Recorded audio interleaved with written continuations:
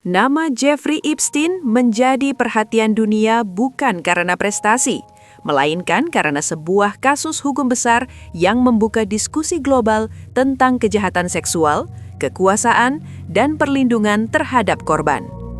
Istilah Epstein Files merujuk pada kumpulan dokumen pengadilan, kesaksian hukum, dan arsip kasus perdata yang berkaitan dengan Jeffrey Epstein dan orang-orang di sekelilingnya.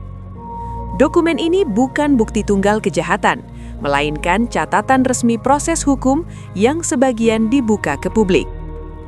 Jeffrey Epstein adalah seorang pengusaha asal Amerika Serikat yang dikenal memiliki jaringan pertemanan luas di kalangan elit global. Namun di balik kehidupan mewah tersebut, muncul tuduhan serius terkait eksploitasi seksual terhadap anak di bawah umur. Pada tahun 2008, Epstein mengaku bersalah atas pelanggaran hukum terkait prostitusi anak di negara bagian Florida. Kasus ini menuai kritik luas karena hukumannya dinilai ringan dan tidak mencerminkan beratnya tuduhan. Banyak korban menyatakan tidak mendapatkan keadilan yang layak. Selama bertahun-tahun setelah itu, Epstein tetap hidup bebas dan mempertahankan gaya hidup elitnya. Baru pada tahun 2019, ia kembali ditangkap oleh otoritas federal dengan dakwaan perdagangan seks anak lintas negara. Kasus ini langsung menjadi sorotan internasional. Media mulai menelusuri ulang berkas lama, kesepakatan hukum sebelumnya, serta jaringan sosial Epstein. Dari sinilah publik mulai mengenal istilah Epstein Files. Namun, proses hukum tidak pernah mencapai persidangan penuh. Epstein meninggal dunia di dalam tahanan pada Agustus 2019. Kematian ini secara resmi dinyatakan sebagai bunuh diri oleh pihak berwenang. Setelah kematiannya, perhatian beralih ke dokumen hukum dan gugatan perdata, khususnya yang melibatkan korban dan rekan dekat Epstein, Ghislaine Maxwell.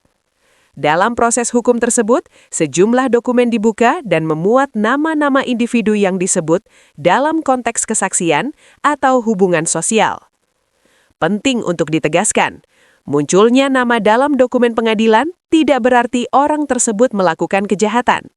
Banyak nama tercantum sebagai saksi, kontak, atau pihak yang disebut tanpa adanya dakwaan pidana. Pada tahun 2021, Ghislaine Maxwell divonis bersalah karena membantu Epstein dalam aktivitas ilegal terkait perdagangan anak. Putusan ini menegaskan bahwa kejahatan tersebut bukan tindakan tunggal, melainkan melibatkan bantuan pihak lain yang telah terbukti secara hukum. Namun demikian, publik tetap mempertanyakan apakah seluruh jaringan telah terungkap sepenuhnya. Sebagian dokumen masih dilindungi oleh hukum dan sebagian proses hukum masih berjalan dalam jalur perdata. Epstein Files kemudian menjadi simbol kegagalan sistem dalam melindungi korban, sekaligus cermin bagaimana kekuasaan dan kekayaan dapat mempengaruhi jalannya keadilan. Bagi para korban, kasus ini bukan tentang sensasi atau daftar nama, melainkan tentang pengakuan, pemulihan, dan hak untuk didengar. Banyak dari mereka baru berani bersuara setelah bertahun-tahun mengalami trauma. Hingga hari ini, Epstein Files tetap dibahas bukan karena misteri semata, tetapi karena pesan penting di baliknya. Bahwa keadilan membutuhkan transparansi, bahwa korban harus dilindungi, dan bahwa hukum harus berlaku setara bagi siapapun. Kasus ini menjadi pengingat global bahwa proses hukum tidak selalu sempurna, namun kebenaran harus terus diperjuangkan melalui jalur yang sah dan bertanggung jawab.